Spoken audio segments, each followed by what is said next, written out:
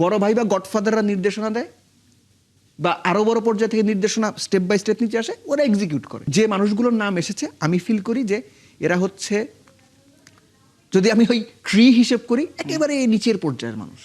Right. Amit মজুমদারের কথা বলে, লাবলুর রহমানের কথা বলে, লাবলুর রহমান বোধহয় এখন আবাহনী লিমিটেড ক্লাবের সঙ্গে সম্পৃক্ত আছে যতটুকু আমি জানি, হয়তো প্রিমিয়ার লিগের টিম ম্যানেজার বা লজিস্টিক, অন্য কোনো রোলে এক্সাক্ট আমার মনে নেই। ফিশরা এখান থেকে বাদ পড়ে গেছে।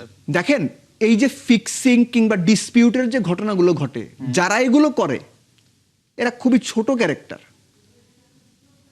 রাস্তার ছিচকে মাস্তানের মতো। বড় ভাই বা গডফাদাররা নির্দেশনা দেয় বা আরো বড় পর্যায়ে থেকে নির্দেশনা স্টেপ বাই স্টেপ নিচে আসে, ওরা এক্সিকিউট করে। ওই ওপর পর্যন্ত যাওয়া সম্ভব কিনা আমি জানি না, যদি সম্ভব হয় ট্রাই করা উচিত। এই যে অ্যালেক্স মার্শালকে আমিনুল ইসলাম বুলবুল নিয়ে আসছে প্রচুর টাকা দিয়ে, সাইমন টফলকে নিয়ে আসছে। সাইমন টফলকে আমিনুল ইসলাম বুলবুল কত টাকা দিয়ে আনছে আপনি জানেন? অলমোস্ট 7 কোটি টাকা 1.5 বছরের জন্য। 1.5 বছরের জন্য 7 কোটি টাকায় সাইমন টফল বাংলাদেশে কি করাবে? আমি নিজে ম্যাচ রেফারির কোর্স করছি। ম্যাচ রেফারির কোর্স করাবে, আম্পায়ারদের কিছু ট্রেনিং দেবে, এবং এই ট্রেনিং সম্পৃক্ত অন্যান্য বিষয় আসে। আর আমি যদি প্রশ্ন করি এটা কি আসলে 7 কোটি টাকা প্রাইস, ক্রিকেট বোর্ডের 1300-1400 কোটি টাকা আছে বলেই আপনি এটা খরচ করবেন?